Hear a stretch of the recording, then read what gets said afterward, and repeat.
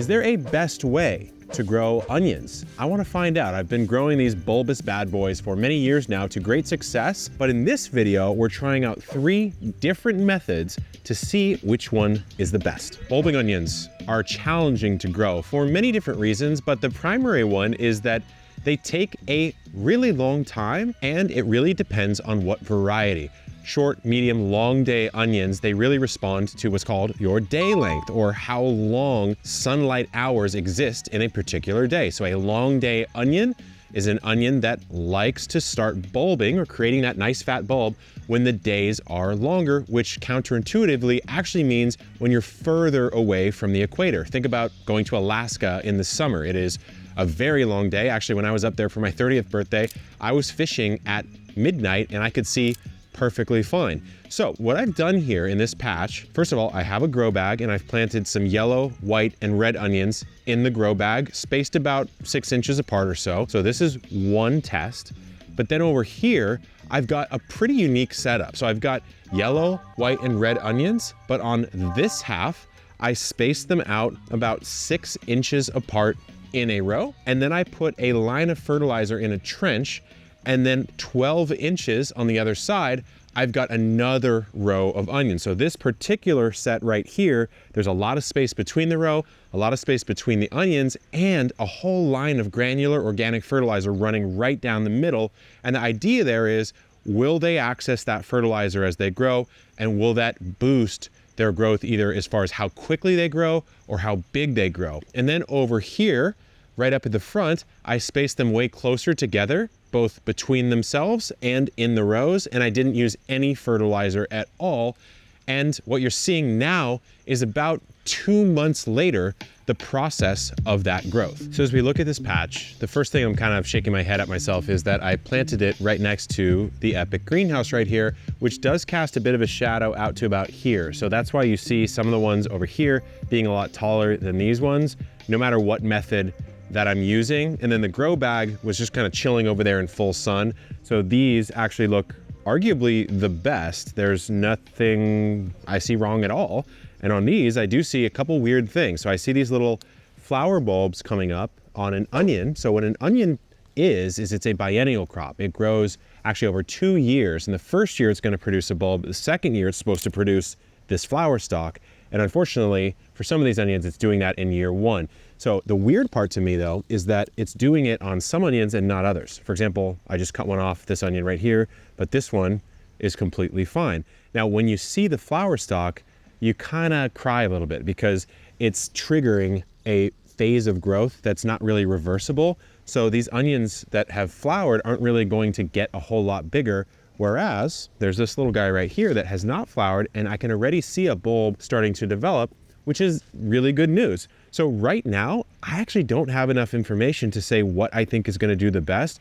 The only thing I can say is that the fertilized trench seemed to bulb a little bit more than the non-fertilized area over here. I only see a couple bulbs there. I had maybe like 6 or 7 over here. And then in my grow bag, I have 0 bulbs. So I guess we're going to have to just check in a month or 2 and see which one wins, because right now I'm actually pretty confused. They look pretty good, I have to say, even the ones in the containers, but the ones in the containers are bulbing at a slower rate. In fact, in the last couple of weeks, these ones in ground, regardless of method, have bulbed quite a bit. Over here on the trench side, I noticed that these seem to be a little bit larger as far as the bulb diameter goes, but height-wise, they kind of look the same. Remember, that sunlight issue is probably what's causing this growth kind of decline as we get closer to the greenhouse. But over here, I still see some pretty nice bulbs, though I would estimate they're about 50% smaller, just with a quick visual, than the ones grown spaced further apart, both in the row and with the fertilizer. So we're getting pretty close to harvest. Remember, you want to harvest an onion when that neck breaks.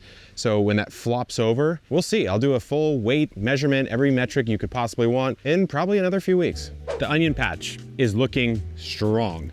Not only that, I'm finally starting to see some developments where I feel like I can make a little bit of a call on what's going on and why. So on this section, which is the trenched and well-spaced section with fertilizer, I'm seeing some very large bulbs. I'm talking a bulb maybe about this big, so kind of the biggest that I would expect it to be for the varieties that I planted here.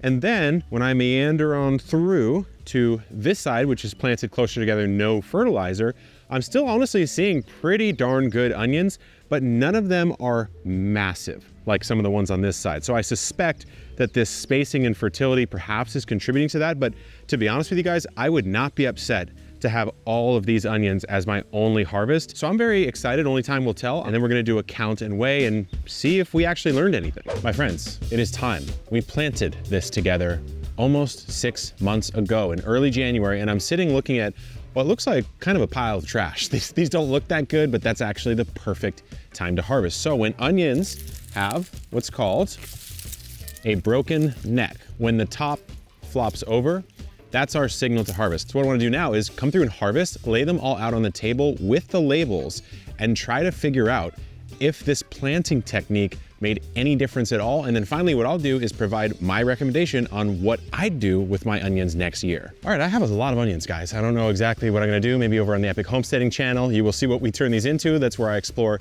kind of what to do after you harvest from the garden that you're growing. But what we need to do now, chop all the tops off and weigh and count them and see what kind of difference there was. Already, I'm starting to see a couple differences, but I'm gonna let the results speak for themselves. So to start the measuring process, I am going to remove the tops just to level the playing field.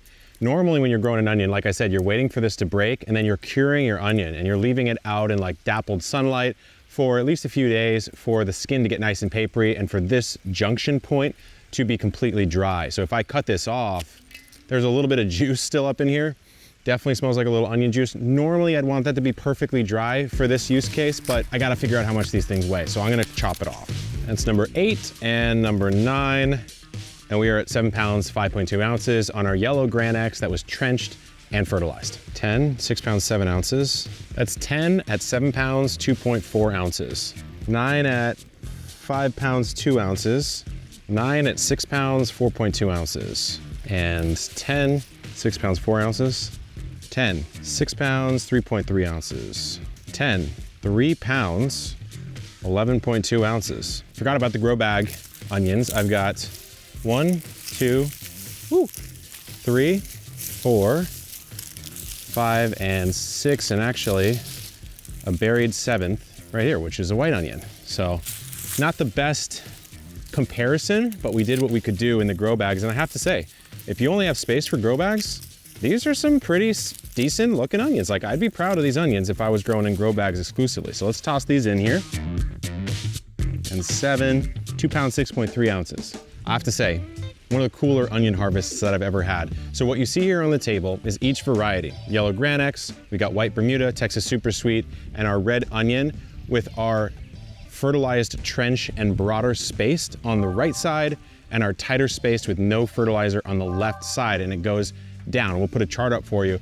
But it's no surprise that giving it more space and fertility resulted in, on average, more pounds of onions per row. So in every single instance, the trenched fertilizer row that was broader spaced outperformed the tighter spaced no fertilizer row. But some interesting nuances on the Texas Super Sweet, we have 9 onions here with the same weight as 10 onions over here. So clearly on average, a heavier onion. Over here, way more stark. The red onions, this is almost double the weight. About, I don't know, about 40% more weight than the exact same onion variety that just didn't have any fertility and it was tighter spaced. So my recommendations, if I have the space, and I do in my backyard, I would space my onions out a little bit more, and it doesn't hurt to throw a little extra fertility in there. Hard to say exactly which was the contributing factor. I would guess just giving them more space because onions tend to not want to compete. So I'd go 6, 8 inches apart, maybe 12 apart in rows or beds. But frankly, I've got my grow bag onions right here. If this is the space that you have to grow, I'm not crying about getting these onions right here. So do what makes sense for you, but we thought this would be an interesting experiment to run. If you have any other ones you want to see us do, we're doing a whole series of garden experiments. So subscribe, check out the playlist, shop our onion seeds at botanicalinterest.com. Good luck in the garden and keep on growing.